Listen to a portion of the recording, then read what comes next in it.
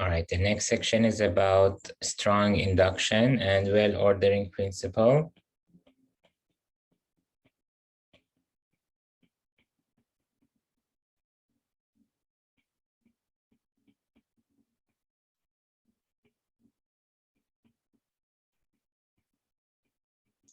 So let's see what strong induction is. So in the standard induction, we had basis step, which normally, we verify for n equals 1, or in some cases could be in some number other than 1, for example, k naught, for example, or could be 5, could be 2 in one of the examples that we did. And then in the inductive step, suppose the statement holds for n equals k and prove that it holds for n equals k plus 1. Now in strong induction, again, the basis step is similar. Basis step, verify the result or the statement for n equals 1. But what about the inductive step? So still we have two steps called basis step and inductive step.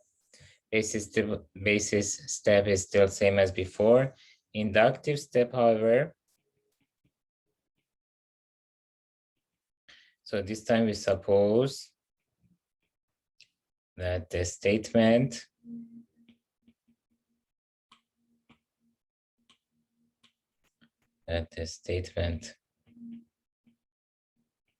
holds for n equals 1 to all the way to k, and prove it for n equals k plus 1. So instead of assuming that it holds for just n equals k and proving for n equals k plus 1, we assume that it holds for all numbers less than k plus 1, including k and also k minus 1, k minus 2, all the way to 1. And assuming all these things together, then we prove that this statement holds for n equals k plus 1. So you can see that in strong induction, we can still conclude that the results hold for every natural number. And why or how? Because, first we verify for n equals 1 separately. Then according to inductive step, because it holds for n equals 1, we can conclude that it holds for n equals 2. If you set k to be 1 and it holds for n equals 1, then you can conclude it holds for n equals 2. And then to go from 2 to 3, because it holds from n equals 1 and 2, therefore it holds for n equals 2 plus 1, which is 3. And the next step, you can say that because it holds for n equals 1 and 2 and 3, therefore it holds for n equals 3 plus 1, which is 4, and so on. Okay, so let's look at them. So once the strong induction is completed and with two steps above,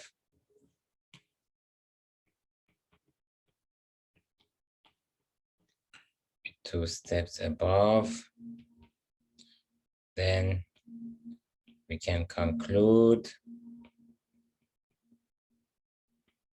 that the statement holds for every natural number n.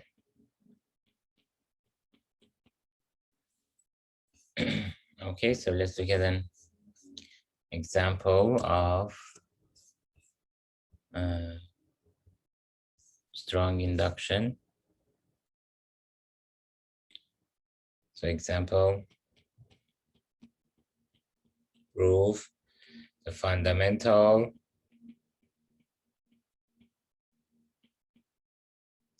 theorem of arithmetic, which says that, do you remember a fundamental theorem of arithmetic says that every integer n bigger than or equal to 2 can be written uniquely as product of prime numbers. So every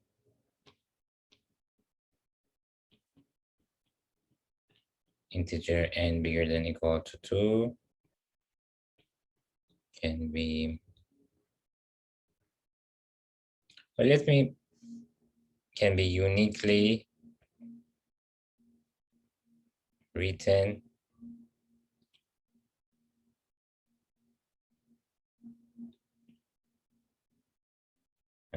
as product of prime numbers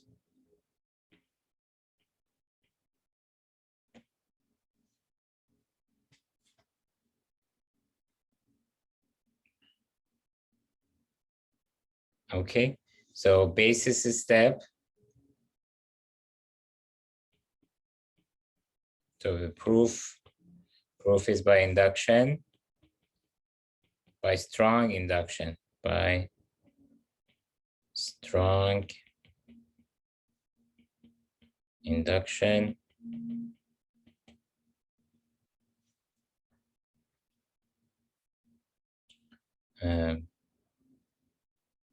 So basis step. Base step, we have to just verify the result for n equals 1, or in general, the starting value. Here, the starting value, according to the theorem, is 2. It says that every integer n bigger than or equal to 2 can be uniquely written as product of prime numbers. So basis step for n equals 2. Well, because we have 2 equals 2 prime number. So we can conclude that basis step holds.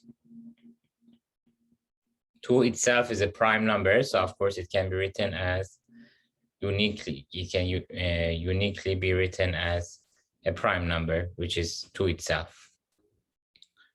Now the inductive step.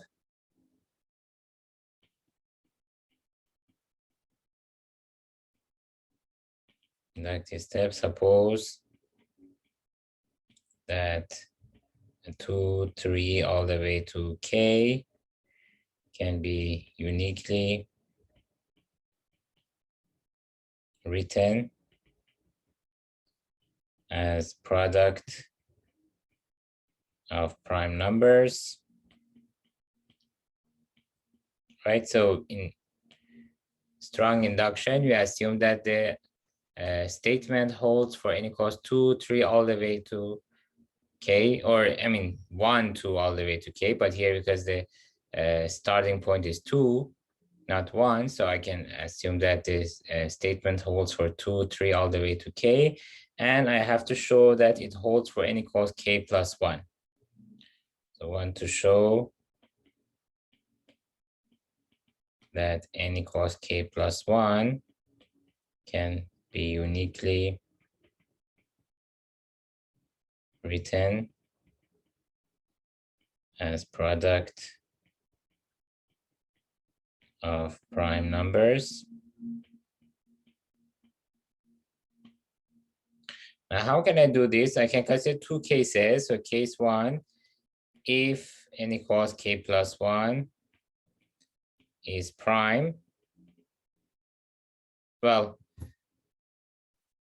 say k plus 1 equals p,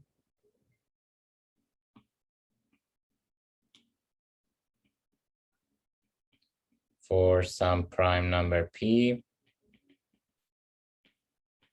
then we are done. If k plus 1 is prime, so then I can write k plus 1 equals p for some prime number p, which is all I need. I have to write k plus 1 as product of prime numbers. If it's prime itself, then we can say that it's just the prime number that we're looking for is k plus 1 itself. Now, what about if it's not prime?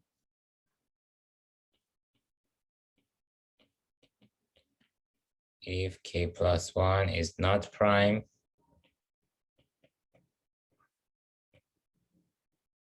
then we can say that it has at least one prime factor, right? So then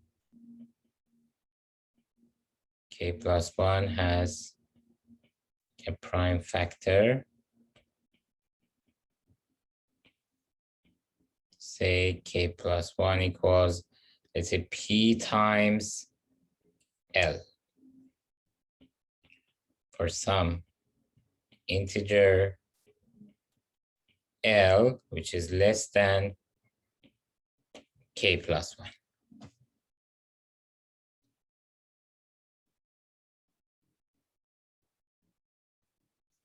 So P, but if k plus 1 is not a prime number, then it has a prime factor, right? So I'm calling that prime factor P, and I wrote k plus 1 as the product of P and L. What is L? Well, if one factor is P, then the other factor, there will be another factor. I just called it L. What can I say about L? Well, P is a prime number, therefore it's at least 2. So what can I say about L? So L, because L would be same as k plus 1 if p equals 1, but p is bigger than 1, is at least 2. So L is definitely less than k plus 1, right? So when you say k plus 1 equals p times L, the only way for L to be same as k plus 1 is that if the other factor p is 1, but p's prime number is at least 2. So L is, of course, less than k plus 1. But can I say that L is also less than k? So L is for sure less than k plus 1, but can I say that it's less than k as well?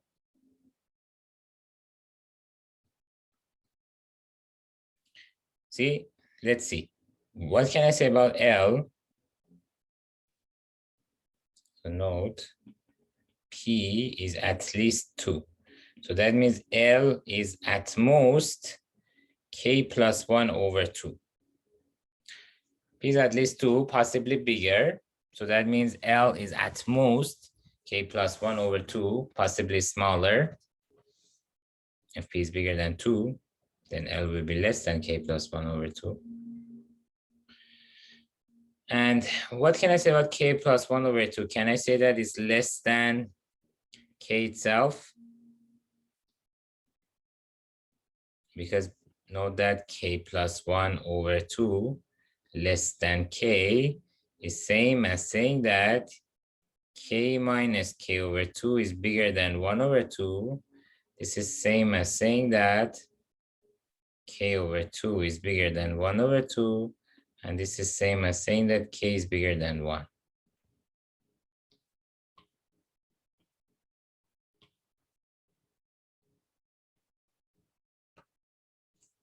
Right? So if you just do a simple algebra and simplify the inequality, k plus 1 over 2 less than k, just if you take k over 2 to the other side, becomes k minus k over 2 bigger than 1 over 2. And k minus k over 2 is same as k over 2, bigger than 1 over 2. That's same as saying that k is bigger than 1, which holds, because I'm assuming that k is at least 2. So k is bigger than 1.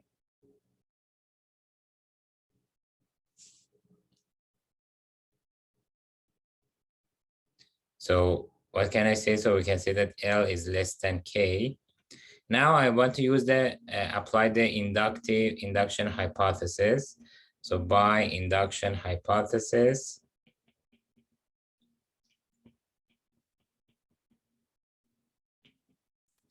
L can be uniquely written as product of prime factors.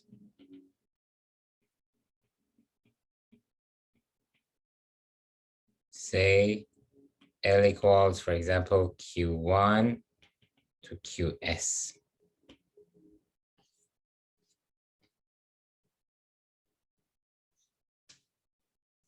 What was the induction hypothesis in strong induction? I'm assuming that the statement holds for 1, 2, all the way to K, and then prove it for K plus 1. In this case, because the starting point is 2, so I can assume that the statement holds for 2, 3, 4, all the way to K, and then prove it for K plus 1. Now, L is something less than K, could be K over 2 or K minus 5, something less than K. But my induction hypothesis says that the statement holds for K itself and every number less than K, including L. So I can say that by induction hypothesis, L can be uniquely written as product of prime factors. So I wrote L as Q1 times all the way to QS. And therefore I can say that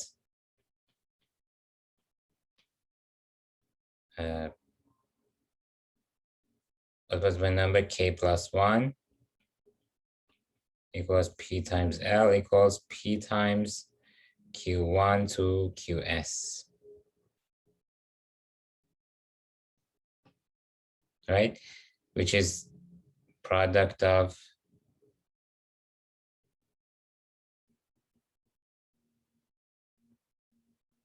prime factors.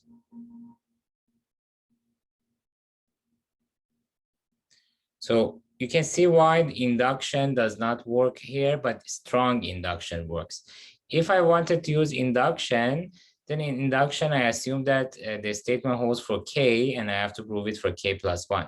But here I have, if I want to prove this statement for K plus 1, K plus 1 was written as P times L, if you remember, P times L. Now, I have to apply the statement and write L as product of prime factors, but L is less than K, it's not K itself. If I wanted to use standard induction, then I can assume that K is a product of prime factors and then write K plus 1 as product of prime factors. But here I need to write L as product of prime factors, which is something less than K. So induction does not work, but strong induction, if I use strong induction, then I'm allowed to assume that K itself and every number less than K, including L, can be written as product of prime factors. Then I write K plus 1 as product of prime factors.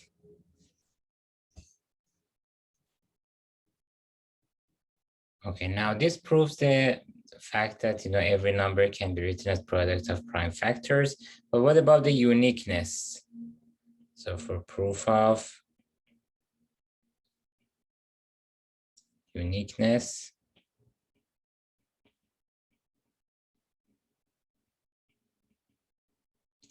let's see how we can prove the uniqueness. So let me share the screen here again. I think it was getting slow, so I had to stop share.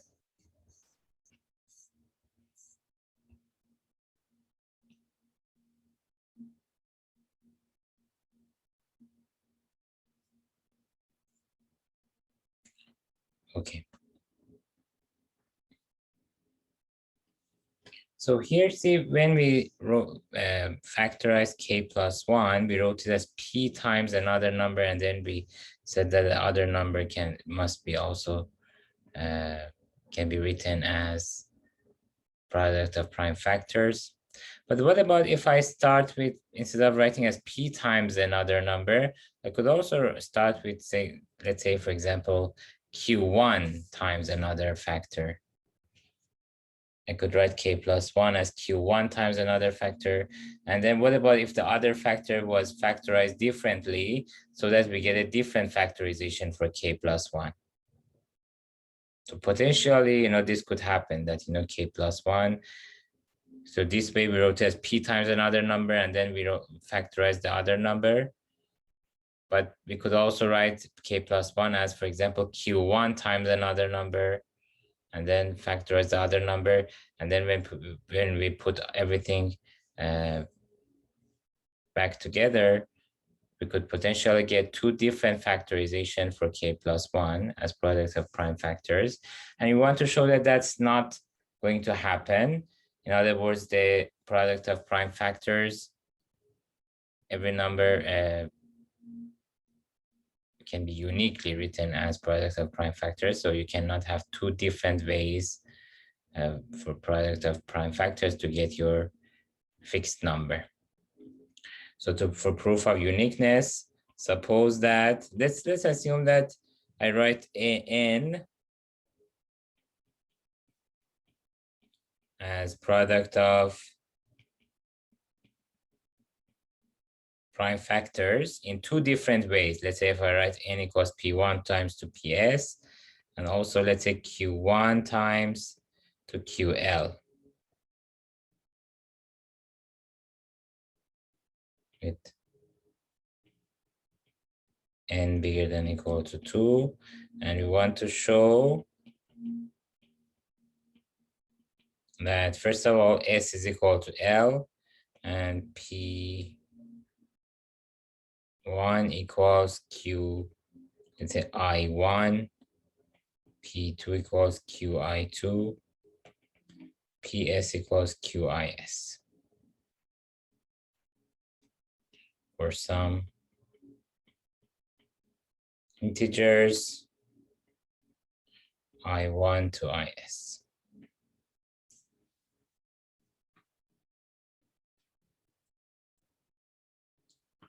So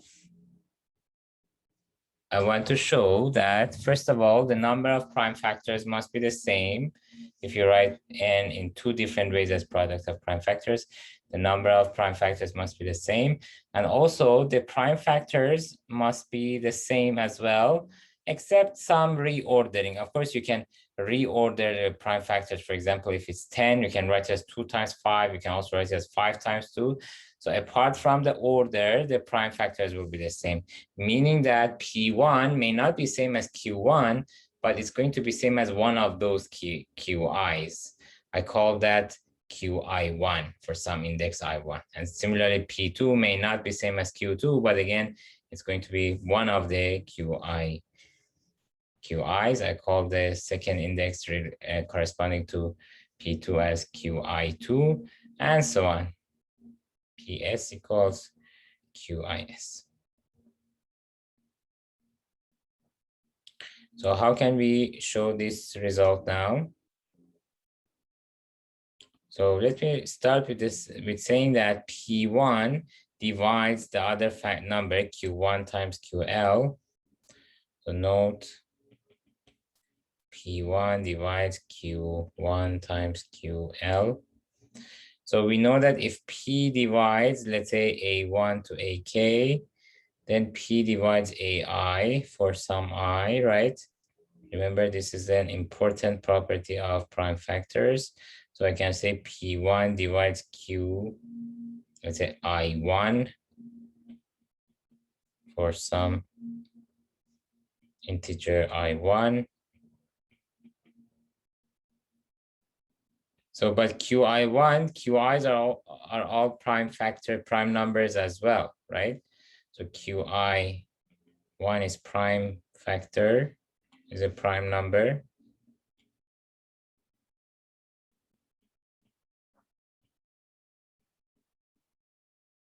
So when I say QI1 is a prime number, what does that mean? That means it has no factors other than 1 and itself. And of course, P1 is not 1 because that's also a prime number. So that means P1 must be equal to QI1.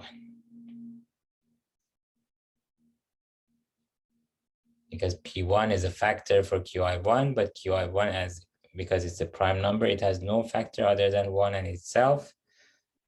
So P1 must be same as QI1. Similarly, P2 must be same as QI2, and so on. P S must be same as QIS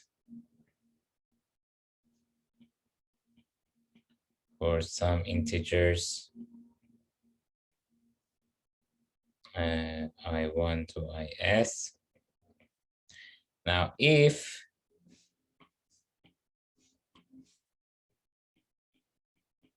S is equal to L, which is what we needed to show, if S is equal to L, then we are done.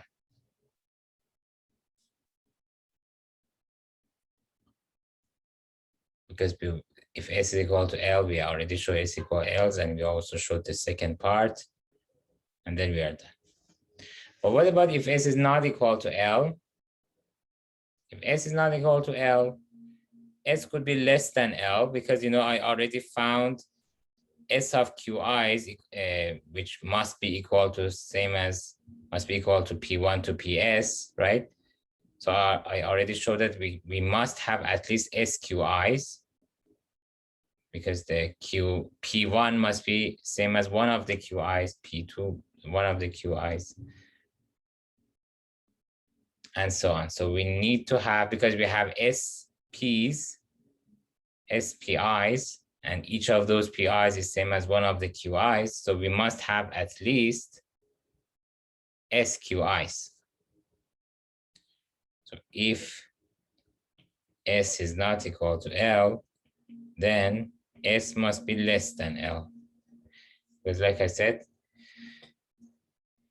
each PI is same as one of QIs. So we must have at least SQIs. But potentially we could have more QIs. So we could have LQIs where L is bigger than S. So let me say, since each PI is same as one of QIs, so we have at least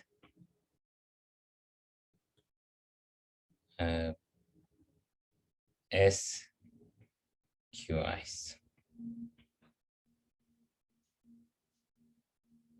So if S is less than L, what can I say? So then I can say Q. So what was the equality that I have? The equality was P1 times PS equals Q1 times QL. Now that means QI1 times QIS. Remember, P1 was same as QI1, all the way to PS same as QIS, equals Q1 to QL. So I can cancel QI1 from both sides and QIS from both sides. What am I going to be left? So the left-hand side becomes 1. Right-hand side is going to be product of remaining QIs. And this is contradiction, right? Because QIs are prime factors. You cannot multiply a few prime factors, prime numbers, and then you get 1. Even if you had 1 prime factor, then 1 cannot be equal to 1 prime factor. And of course, it cannot be equal to product of 2 or 3 or few prime factors either.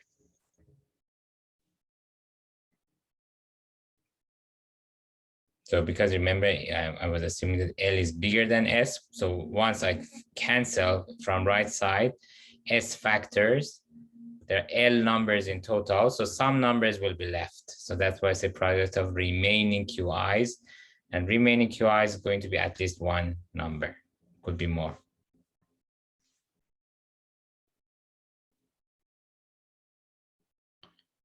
Well, there you go. So this contradiction shows thus S equals L as desired.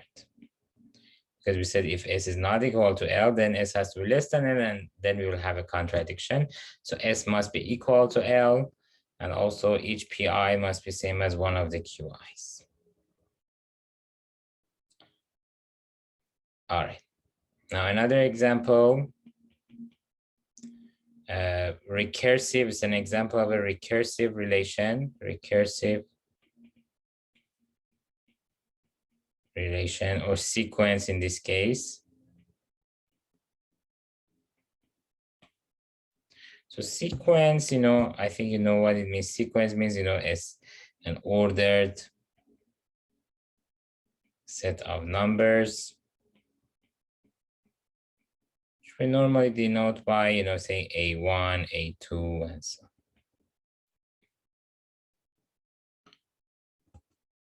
Now, some sequences are explicitly defined. For example, I can say AN equals 2n plus 1 over n plus 6. Then, for example, if you want to calculate A1, it's going to be 3 over 7. A2 is going to be 5 over 8, and so on. So some sequences are defined explicitly. This is explicit formula for the sequence AN. And some sequences, so note, some sequences are defined via a recursive relation or equation. So for example, we say A1 equals, let's say 5, and AN equals AN minus 1 plus 6 for n bigger than or equal to 2. See, sometimes the formula for AN is not explicitly given, but instead every sequence is defined in terms of the previous terms of the sequence. So A1 is defined to be 5. Now AN, if you want to find AN, you have to first calculate AN minus 1 and then add 6 to it. So if, for example, you want to calculate A2, first you need to find A1, then add 6 to it. So A1 is 5, and then 5 plus 6 is 11. So A2 is equal to 5 plus 6, which is 11. Now again, similarly, if you want to find A3, first you need to find A2 and then add 6 to it. So that's going to be 11 plus 6, which is 17. A4, 17 plus 6, which is 23, and so on.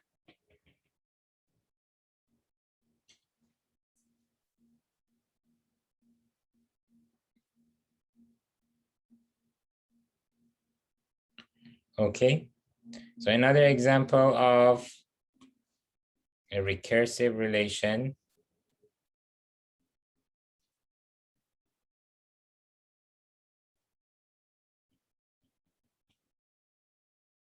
Let's say if I define F1 equals 1, F2 equals 2, and Fn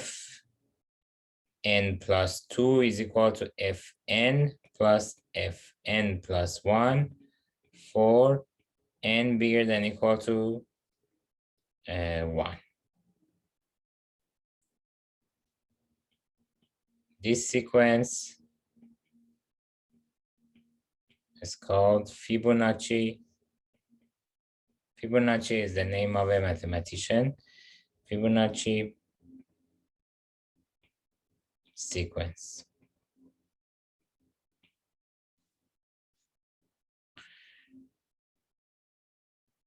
Okay, so F1 is explicitly given, defined as 1. F2 is defined as, so F2 is also defined as 1.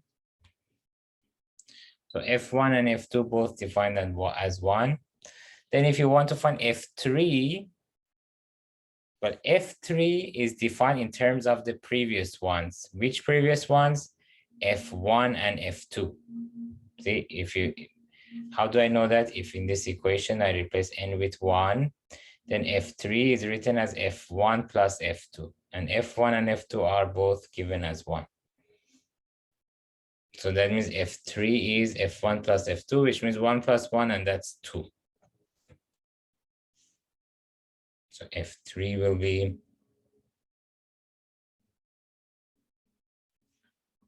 F3 will be F1 plus F2, which is 2. What about F4?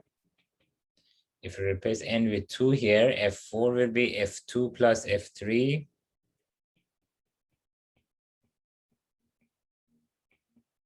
And that's 2 plus 1. Yeah, F2 is 1 plus F3 is 2 is 3, and so on. So now we want to show that Fn is given by, so we want to show or prove, in other words, prove this formula that Fn equals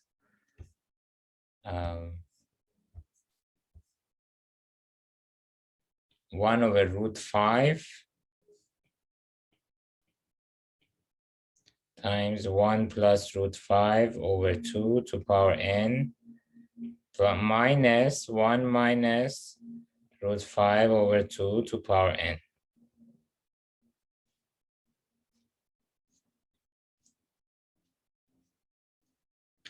Okay, how can we prove this? So first, let's prove this by induction. Proof by strong induction. We will see why again we need strong induction, and the standard induction again is not useful here. So again, let's start with basis step. So we want to prove that this formula is valid for n bigger than or equal to 1.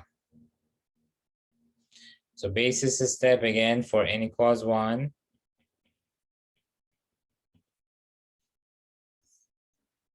What is the expression that we want to calculate?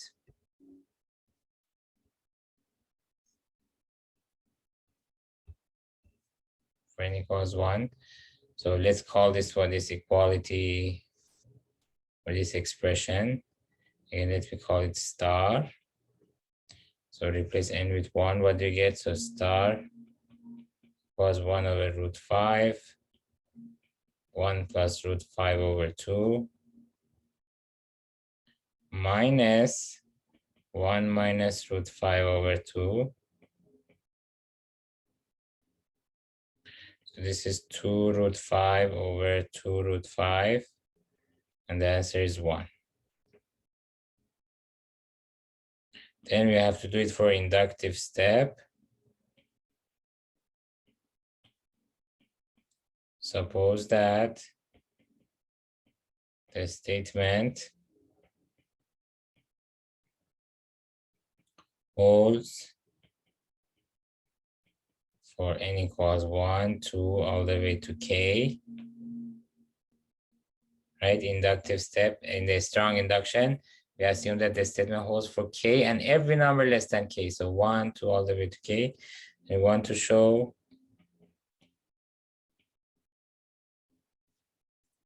that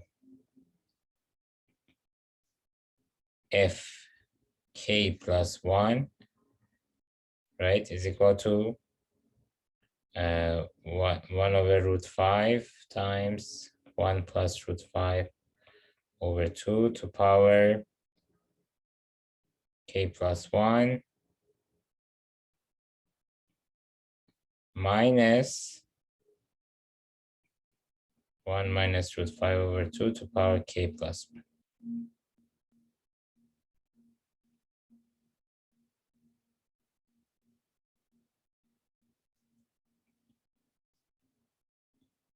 So how can I prove this?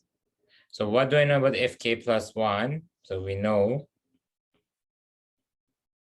that fk plus 1 is equal to fk plus fk minus 1, right? According to the definition of Fibonacci sequence, fn plus 2 is, so every element of the sequence can be written as the sum of the previous 2 elements. So fn plus 2 is fn plus fn plus 1. So similarly, fk plus 2 is fk plus, so fk plus 1 is equal to the sum of the previous two indices. Previous two indices for k plus 1 is going to be k and k minus 1. So fk plus 1 equals fk plus fk minus 1. Now my induction hypothesis says that the statement holds for any number less than or equal to k. So fk, I can replace it with 1 over root 5, 1 plus root 5 over 2 to power k minus 1 minus root 5 over 2 to power k. And similarly for fk minus 1, I can do the same thing, replace it with the expression when the power is k minus 1.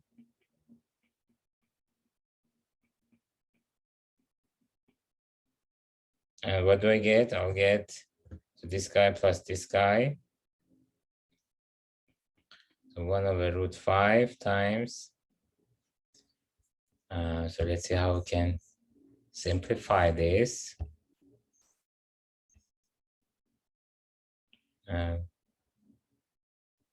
1 plus root 5 over 2 to power k minus 1 minus root 5 over 2 to power k plus 1 plus root 5 over 2 to power k minus 1 minus 1 minus root 5 over 2 to power k minus 1. And then I can rearrange the terms, regroup the terms as 1 over root 5 times. So these two together, I'm going to consider these two terms together, and also these two terms together. So then I'll get 1 plus root 5 over 2 to power k plus 1 plus root 5 over 2 to power k minus 1.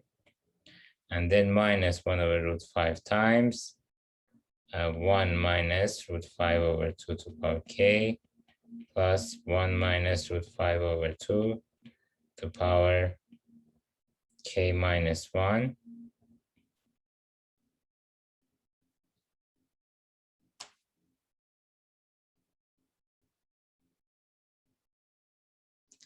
And then how can I simplify this further? 1 plus root 5 over 2 to power k plus 1 plus root 5 over 2 to power k minus 1. What is that gonna be?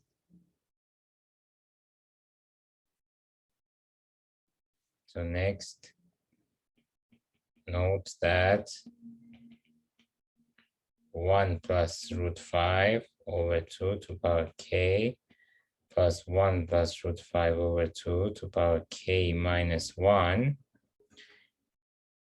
is equal to 1 plus root 5 over 2 to power k plus 1. That's what I need, right? If I can replace this guy with 1 plus root 5 over 2 to power k plus 1 and similar expression for this one, then I can write fk plus 1 in the form that I need, which is this expression here. Now, why does this equality hold? Since, again, remember the ones that we had for inequalities, we simplified to equivalent versions, and then we check the equivalent version. So we can do the similar thing here. This equality holds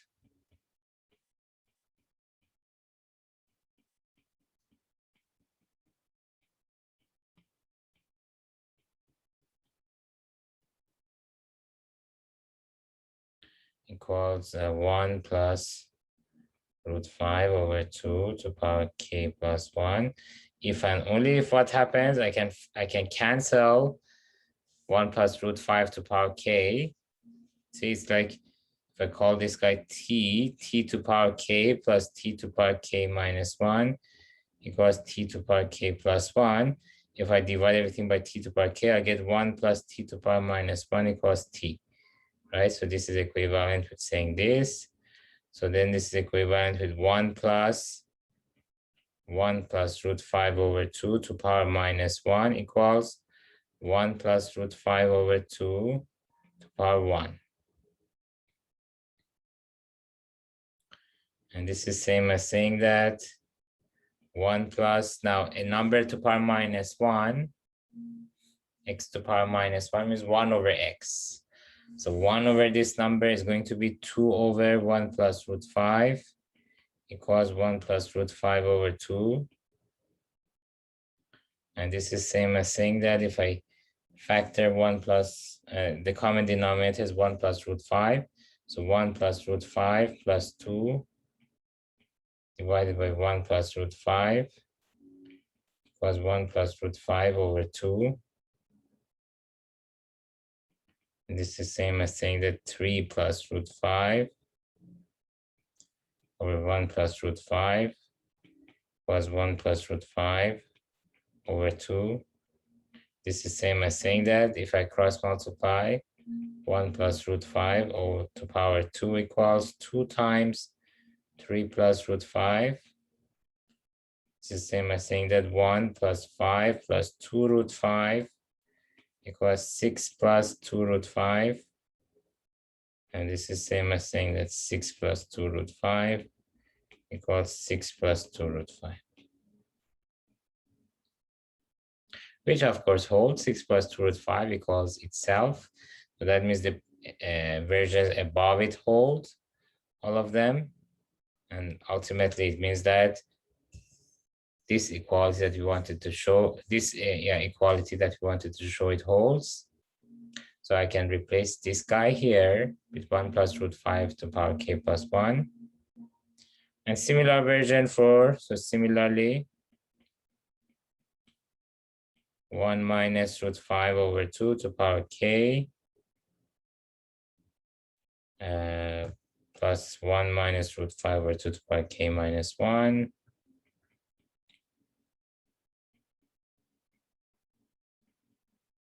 Equals 1 minus root 5 over 2 to power k plus 1.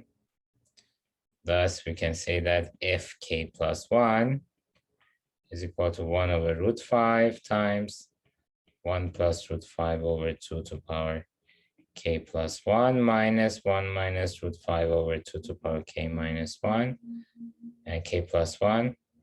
And that's it. So we proved fn equals 1 over root 5 power times 1 plus root 5 over 2 to power n minus 1 minus root 5 over 2 to power n using strong induction. So by strong induction, we could prove this formula for Fn.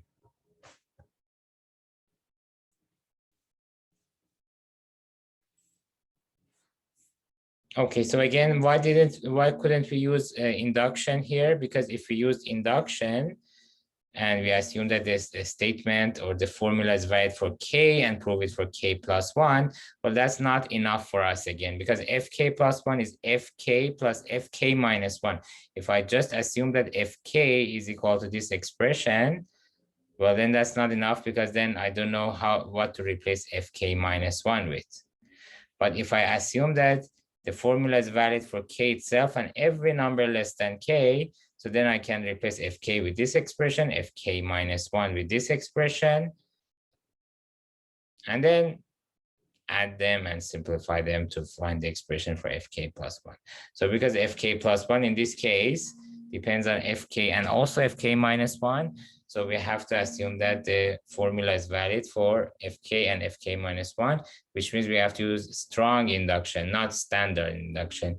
In standard induction, we just assume that the statement holds for n equals k. We prove it for n equals k plus 1. In strong induction, we assume that the statement is valid for n equals k and every number less than k, and we prove it for n equals k plus 1. All right, so the another thing in this chapter is about well-ordering principle, which we already covered before.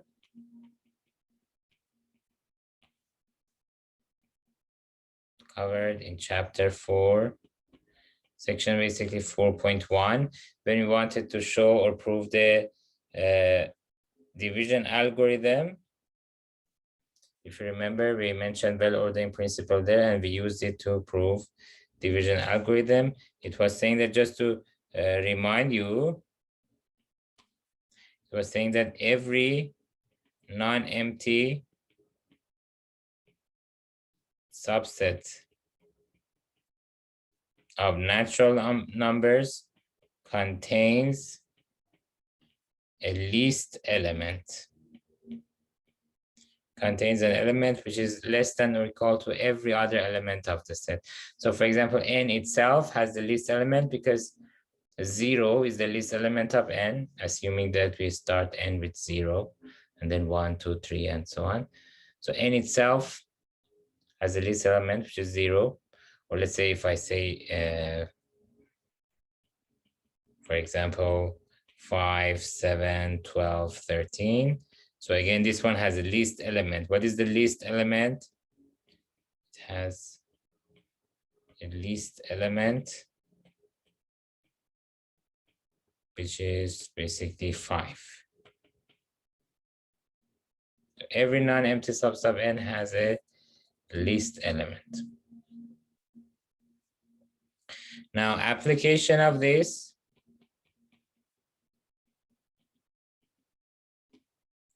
is basically proving a division algorithm, which says if b is bigger than 0 and a is an integer, then there exists Q and R called quotient and remainder, such that A is equal to BQ plus R, and with R bigger than or equal to 0, less than B. So for proof, see chapter 4, section 4.1. Okay, we use the well-ordering principle, which says every non-empty subset of n has a least element. We use that to prove existence of Q and R with this property, that A is equal to BQ plus R, and with R bigger than or equal to 0 and less than B. All right, now let's look at another application of well-ordering principle. Another application, existence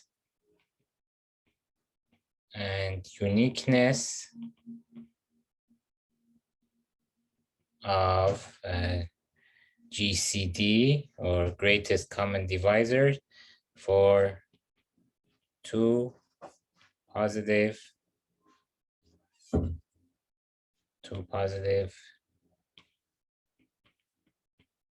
integers a and b. So let me write this as a theorem. Suppose that a and b are two positive integers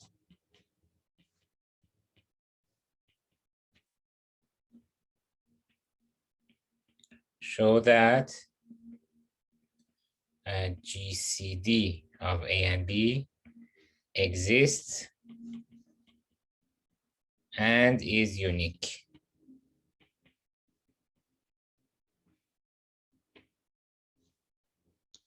So proof for existence. So I'm going to consider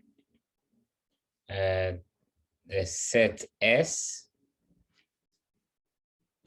which is going to be a subset of natural numbers, defined as follows. Remember, I want to use well-ordering principle. Well-ordering principle says that every non-empty subset of natural numbers contains a least element. So naturally, I'm going to consider a non-empty subset of natural numbers, a specific non-empty subset of natural numbers, and then I will use the fact that it has the least element to prove existence of GCD of two numbers A and B.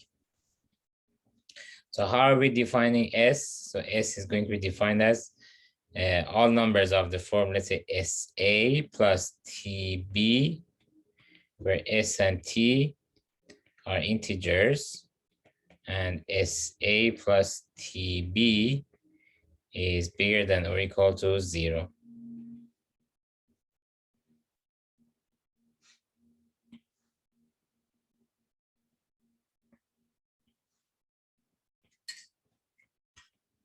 Okay.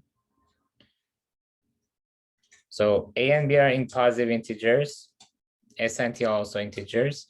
So every number of the form SA plus TB is of course integer. So if SA plus TB is non-negative, then I'm going to include it in S. So S, the set S contains of all elements of the form SA plus TB. A and B, remember, are fixed positive integers that are given. S and T could be any integers. So if you, for a specific pair S and T, integer numbers S and T, SA plus TB becomes non-negative, then you have to include it in this set S. But if for some pair S and T, SA plus TB becomes negative, then you will not include it in this set S.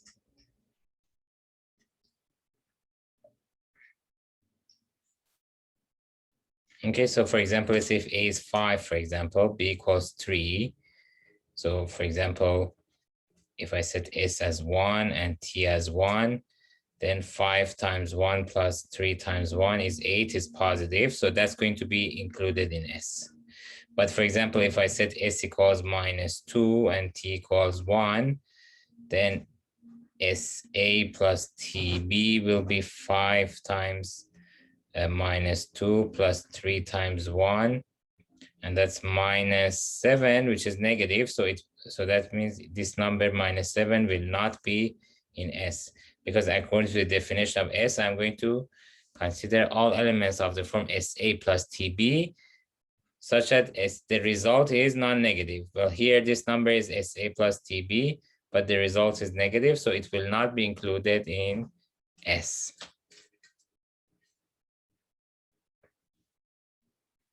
So why are we considering this set as S, or where is this definition coming from? Well, this is basically the trick, right? So you will see in a few minutes that why this definition for S works, but how could you come up with this definition, let's say in exam?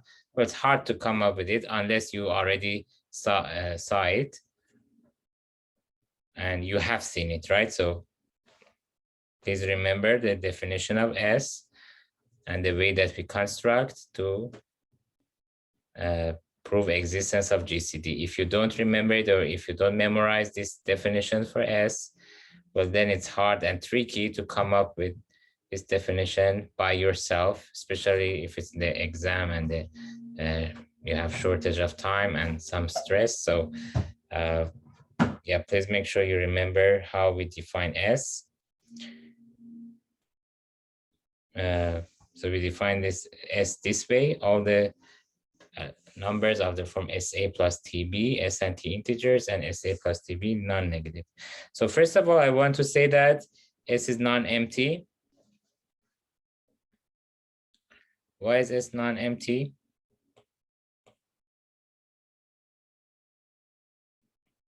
So note S not equal to empty, because I just need to set small s equals 1 equals small t, then SA plus TB will be A plus B, which is positive. Remember, A and B are positive by assumption. So that means 1a plus 1b plus a plus b belongs to S because it's a number of the form SA plus TB and also is non-negative. Therefore, S is non-empty. Thus, by well-ordering principle,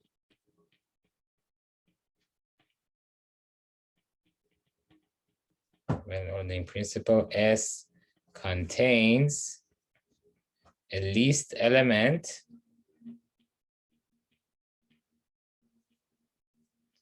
let's call it C. So C is the least element of S. It has a, by well-ordering principle, every non-empty subset of N has a least element. I'm just calling it C. Now the claim is, so first of all, C divides A and C divides B, meaning that C is a common divisor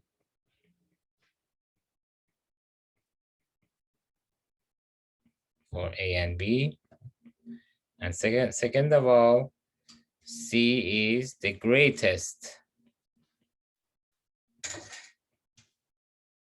common divisor of A and B. So proof of claim. Okay, so remember we were trying to show existence of GCD. Now I'm saying that the GCD that we are looking for is this element C. What is this element C? Is the least element of the set S that we define this way. So first of all, we have to show that in order to show that C is the GCD or greatest common divisor, first I have to show that C is a common divisor for A and B, meaning that C is a factor of A and also C is a factor of B. The proof of claim to show C divides A. So I'm going to use or apply division algorithm.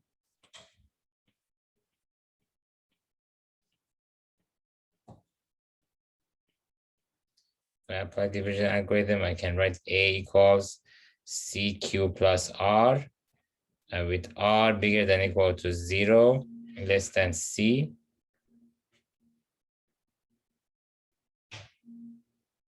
Now, if R is bigger than 0,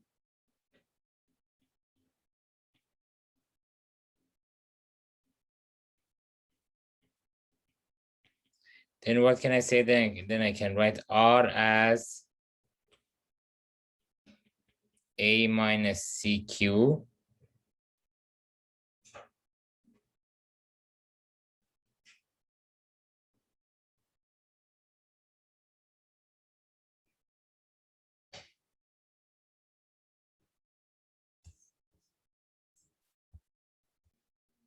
And what was C? So C was also something of the form SA plus TB. So I can write this one as A minus, let's say S0A plus T0B times Q.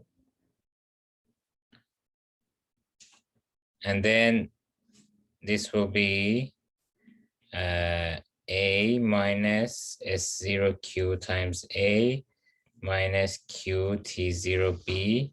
So it's going to be A times 1 minus S0 Q minus Q T0B. So something of the form AS plus TB. And because R is positive, I can say that, so R is positive and is of the form AS plus TB. So I can say that R belongs to S.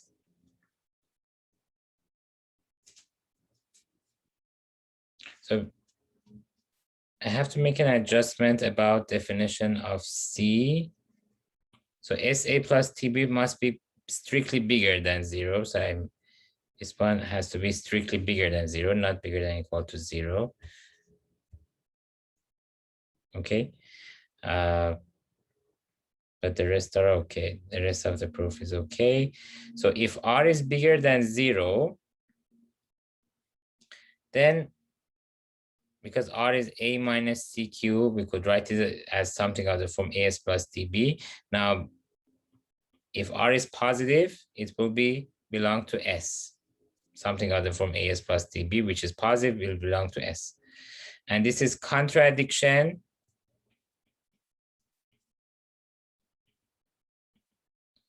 with C being the smallest element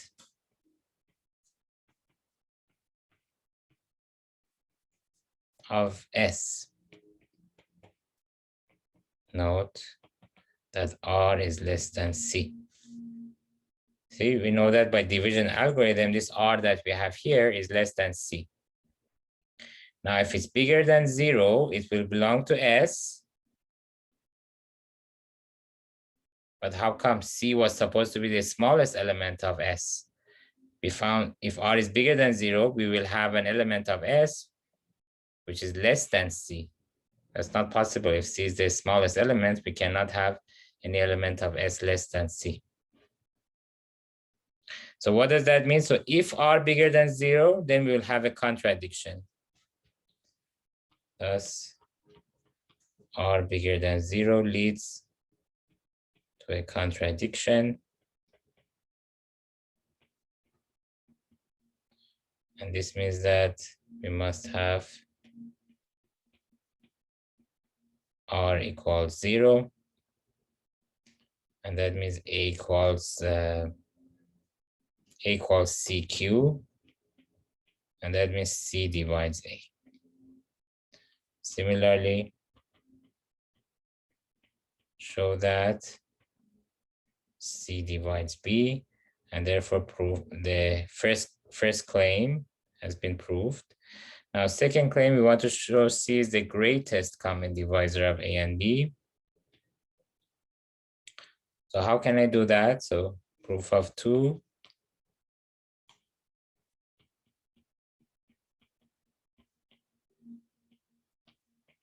Suppose that D is a common divisor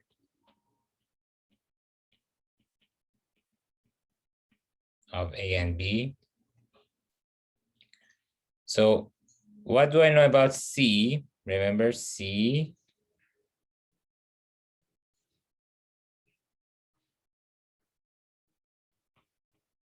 we wrote it as, remember here, let me also mention here. So C, we can write it as S0A plus T0B for some integers S0, T0.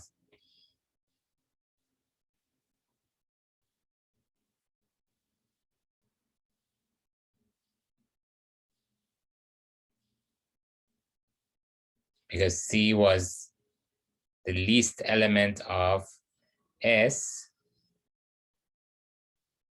and every element of S can be written as SA plus TB, and C is one of them. So it can be written as, let's say, something of the form S0A plus T0B for some integers, S0 and T0. So it's an element of S, and it's the smallest element of S. So we use the fact that C can be written in this form in the proof of part 1. In the proof of part 2 as well, we have to use the fact that C equals S0A plus T0B, again for some integers S0, T0. Now D is a common divisor of A and B. What does that mean? So see, D divides A and D divides B. So that means A can be written as, let's say, DK1, and B can be written as DK2, again for some integers K1, K2.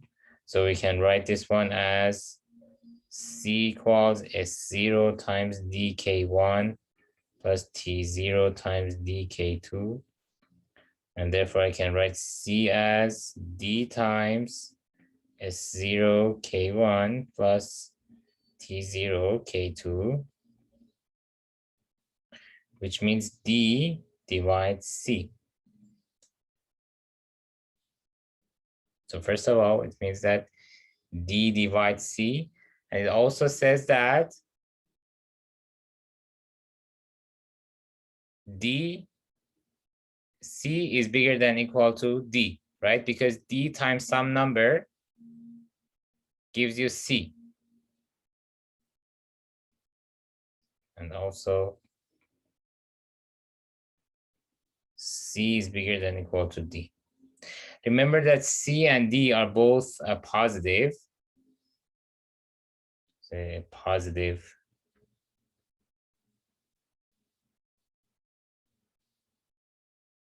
GCD by definition, greatest common divisor is a positive number, right?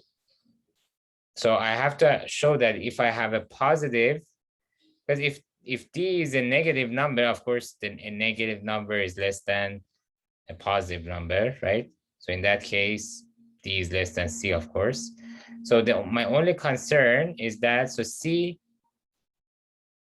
is a positive number, because remember C was the smallest element of S and every element of S is positive. So C is positive.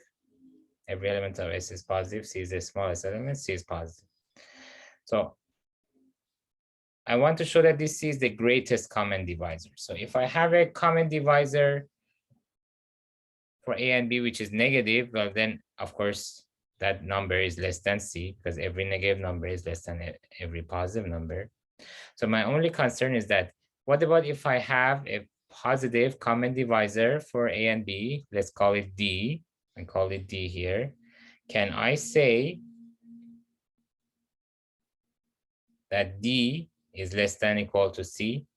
If I can show that every positive common divisor of A and B is less than or equal to C, that means every common divisor of A and B is less than or equal to C. Therefore, C is the greatest common divisor of A and B.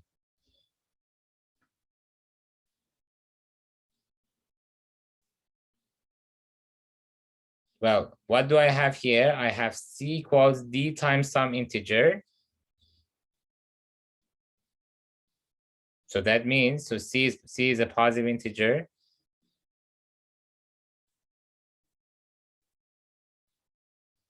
D is also a positive integer.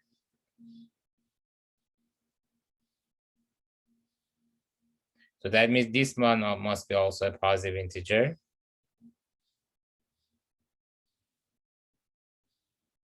Right? If this is positive integer, then the right-hand side should be positive integer. And if this is positive integer, the second factor must be also positive integer. So I have C equals, everything is positive then. So C equals D times some other number.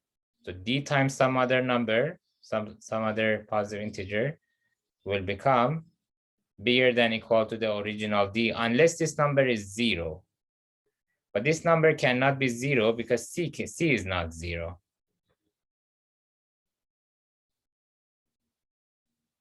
So if you multiply D by a positive integer, well, I'm saying it's positive integer, so automatically it means it's not 0. But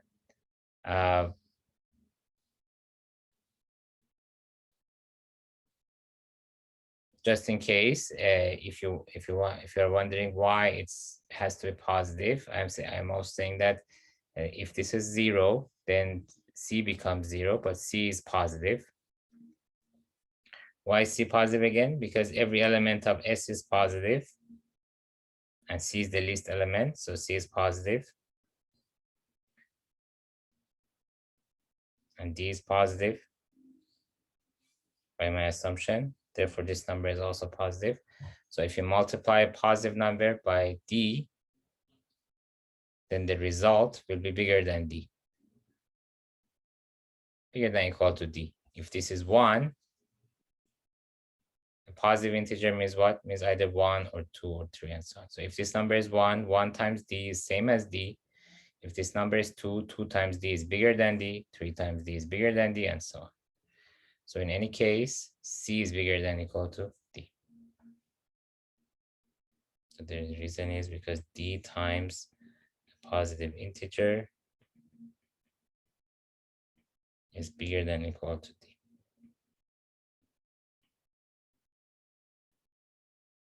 So we showed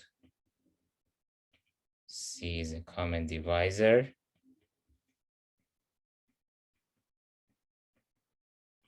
for A and B, and C is the greatest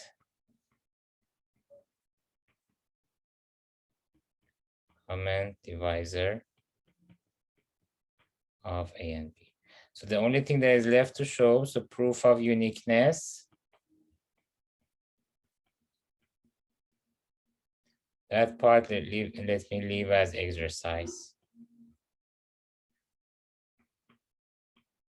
So we showed existence of GCD of A and B. This number C, the smallest element of S, was a GCD of A and B. We proved the existence. And now uniqueness of GCD of two numbers A and B, that part I will leave as exercise. Okay, guys, so this is about section 5.2, and we also covered a part of 5.3, which was recursive relations.